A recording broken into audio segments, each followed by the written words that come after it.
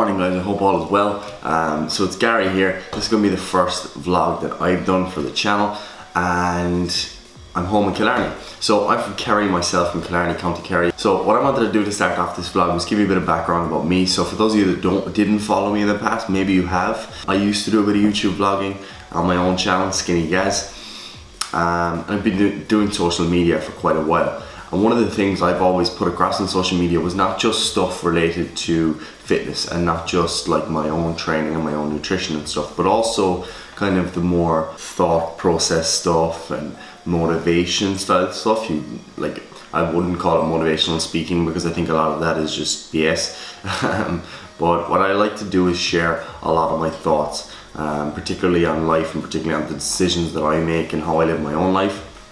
Not because I think that I'm anything special, because I really don't, but rather because I like to challenge my own thought process a lot, and I like to push myself to get the most out of myself. And I feel that by giving you those thought processes, that's actually helpful as well. So even if you're not an entrepreneur, or even if you're not someone that is really striving to do your best in college or your job or whatever, all of this still carries over to fitness. Because even if we're not talking about fitness, one of the biggest reasons that people fail with their fitness goals when it comes to dieting, fat loss, etc. is down to that discipline and consistency. So I feel that if we can give you like some of the kind of thought processes that I apply to my own life to get the most out of myself, then what you can do then is apply that to your fitness and stuff like that, because it is helpful. And ultimately I'm here to help you get the most out of your life as a whole, not just inside the gym. To give you a further bit of background, I'm 22 years old, and that's another reason I like to kind of talk about that stuff a lot, because I feel that a lot of people kind of cop out on listening to people that are like motivational, because they're always like 30 and 40 and stuff. So I like to just say that, you know, you can still fucking take charge of your life and be disciplined and whatnot, even if you are that bit younger. So I'm not a student. I have been living in Limerick up until now, moving to Dublin in a couple of weeks, because I was previously studying physiotherapy. So I'd done years 1 and 2 of physiotherapy, entered year 3, and then my own coaching business and everything to do with this had really picked up.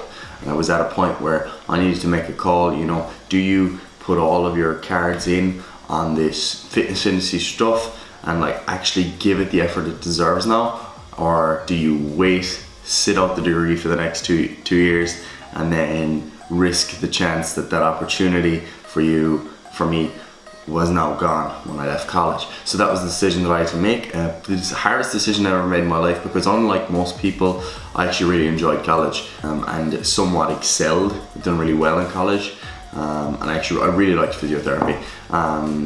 Still do. Will I ever go back and finish that? I might, but that's the beauty of it. I'm 22, I have so much time, so many decisions left to make in my life that are obviously going to be like pinnacle. So yeah, that decision is always there, and that option's always there, and that's nice to have. So maybe I will finish it one day, but that was one of the decisions that I had to make. Yeah, so that's kind of a little bit of background on me. I'm sure you'll find out more about me as we move on. One of the other things I wanted to discuss was that I speak with a lot of passion, okay? Anytime I'm talking about a topic, it probably sounds like I get a bit frustrated, and I do kind of get a bit frustrated because like someone called me out yesterday on Snapchat saying that, you know, I need to stop lecturing and speaking so patronizing. And I'm not patronizing. I'm not patronizing in anyone. If I'm ever talking about an idea or a thought process that I'm kind of like criticizing, whatever it's about, I'm not being condescending, because it's typically something that I would have believed myself in the past. And what I'm doing is critiquing the way we approach things in the fitness industry and the way we think about different topics. All I'm doing is critiquing and exploring that a bit more, and I do that with passion because I'm passionate about what I do, and I'm passionate about improving the industry that we are in. So I'm not willing to sit back and just accept conventional thought processes and conventional ideas that aren't based off any hard evidence. So if they're not based off hard evidence, then why are we putting them out to the masses? Yeah, so that's what I'm doing. Like when I speak with passion, it's because I'm talking about industry held ideas. It's not because they're the ideas of certain people, the practices of certain people or anything like that, but rather ideas that have been accepted in the industry that shouldn't have, you know. That's typically when I speak about like really passionately and why I come across as condescend. Probably the same when I talk kind of about like the motivation style stuff. People probably think, oh, he thinks he's great. I really don't. I just like to be passionate and fucking savage, if you want to say, in my approach to life and in my approach to the way that I think myself. And I will tear myself apart, and that is like one of the big things I'll be talking about as well is actually, you know, taking ownership and recognizing your own faults, being self-aware, those kind of things, but we'll discuss those. I'm gonna check in with you guys in a bit. I don't want to hold you any longer, but yeah, enjoy the video, stay in tune with the vlogs. You're gonna learn a lot, and you're gonna see a lot of lifestyle stuff and thoughts and stuff like that as well, so enjoy.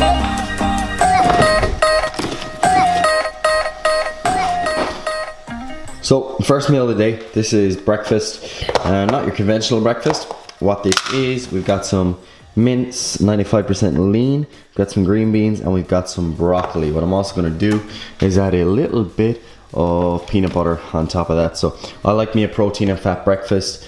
I don't like to have too many carbohydrates early on in the day. Not that there's anything wrong with that and that's gonna inhibit your fat loss or anything, but just something that you might have heard in the past. But rather just because it can affect your kind of energy levels or perceived energy levels. Like, I don't like to kind of use the term energy levels because, like, it's not like we're actually affecting, you know, how much ATP we're getting in return. So when we've got this amino acid availability in the blood, most amino acids are in their free form, so they're circulating freely in the blood, whereas tryptophan is bound to albumin. So what ends up happening is when we eat this carbohydrate-based meal and we get this increase in insulin levels in the blood, insulin's able to come along and take away most of these free form fatty acids, but because we've got tryptophan that's bound to albumin, that kind of remains. So then what ends up happening is that there's less competition for crossing the blood-brain barrier because tryptophan is in a higher concentration than the other amino acids. So as a result, tryptophan is able to cross the blood-brain barrier where it enters the brain as a precursor for 5-HTP or serotonin, which makes us feel good, which is great.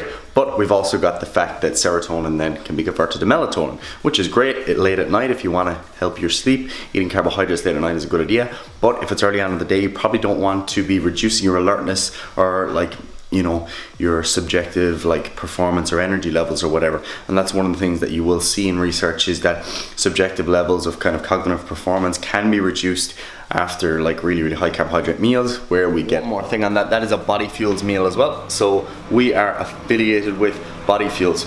So they look after our nutrition for us, which is absolutely awesome. And I think we will have a discount code for people to use, hopefully, as well. One of the reasons that we kind of use Body Fuels meals is that a lot of meal prep companies don't have customizable meals, whereas these are customizable, which is absolutely amazing. Food stays fresh and we can choose the quantities that we desire, and anyone can do that once you go on to their custom meal section on their website. So on today's menu is legs with Fireman Sam, Anthony Breen, somewhere in the background.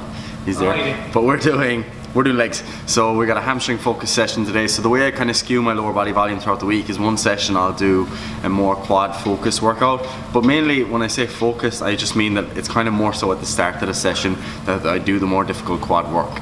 So it's not like the volume is like massively skewed in terms of one having very little sets and one having a lot, because it's kind of even. A couple of sets in the difference, typically less hamstrings because they typically can't handle quite as much volume and won't recover as well as my quads will. So I'm going to take you through the session, show you what we're doing, give you some explanations, and if you have any questions about anything that I was doing or anything that I said thereafter, all you have to do is drop them in the comments box below, and I'll be happy to go through them either in the comments or in the next video. So as I was saying, hamstring focus, starting with seated leg curl. What I do want to show is the setup for this, and I won't do this in as much detail for every exercise or in every workout that we vlog. But what I do want to show is the setup for this, because it's often kind of messed up and you'll see a lot of people reporting knee pain or discomfort on this. So what we're looking for, first of all, is where's the axis of rotation of the actual machine. So, and how does that relate to your knee joint?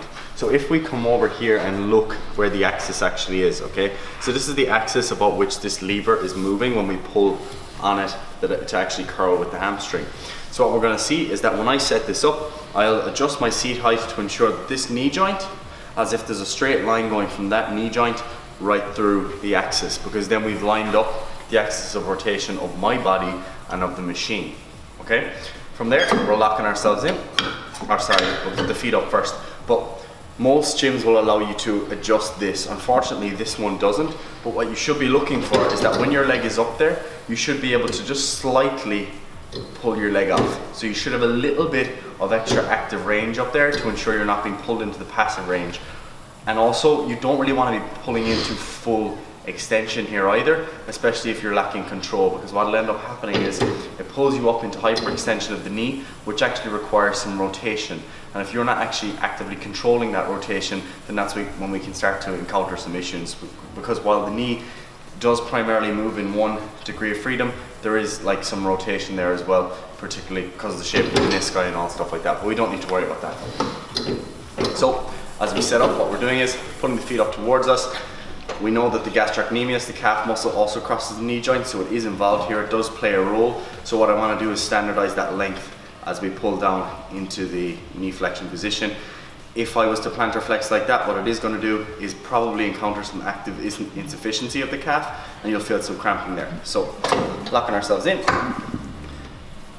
And when we're doing warm-ups, what I'm going to do is start off really, really slowly, feeling the muscle work, coming through the full range, ensuring I'm staying in the active range, and then finding the points that I can actually control throughout the range before I begin to add too much load.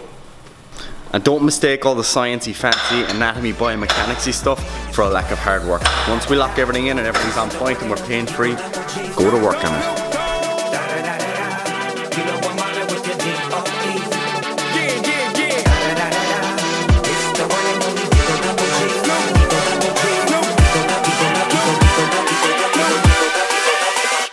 Hold up. Yeah. Swirl. Oh yeah. Yes.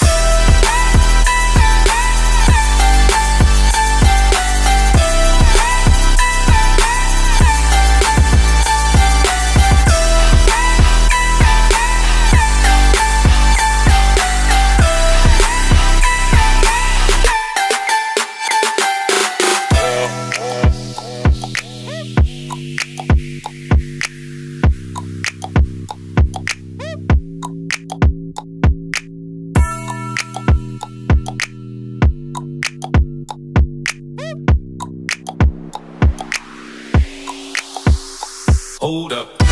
Hey, for my niggas who be thinking we soft, we don't play. We gon' rock until the wheels fall off. Hold up. Wait, for my niggas who be acting too bold, take a seat. Hope you're ready for the next episode. Hey.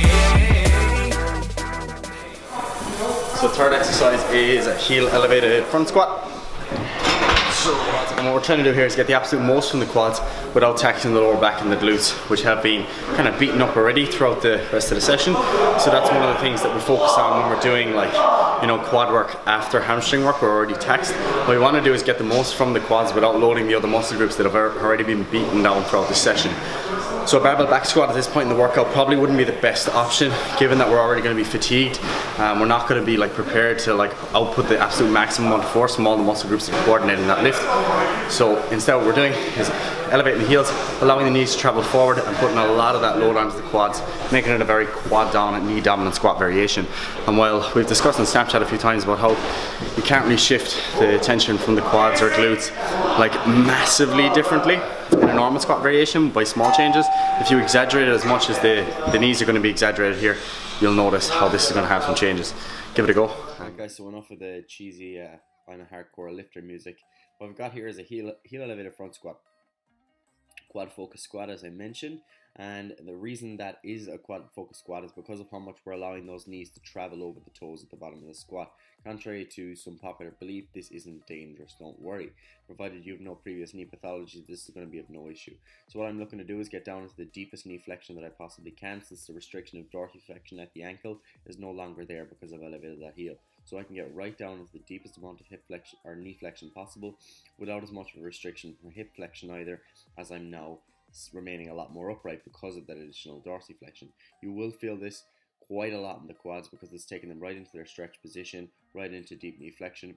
And then we moved on to next, was an exercise where we're taking those quads into their fully shortened position. Okay, so we've got the leg extension, same focus as always, getting into that maximally shortened range, because what a lot of people will do here will remain shy of full extension at the top. Now, if I was coaching someone on this and I wanted to cue them to get into full extension, then I would be using pauses at the top every time. But having done this for quite a while now, I'm a lot more seasoned in being able to get into full extension and control that. And you will see that the whole time.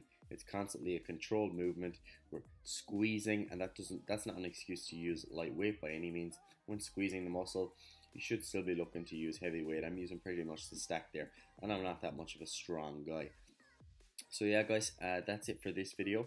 I hope you enjoyed it, and if you learned a thing or two, leave comments below, ask questions, etc, etc. Plenty more of this content coming. So thank you for watching, and of course, be happy.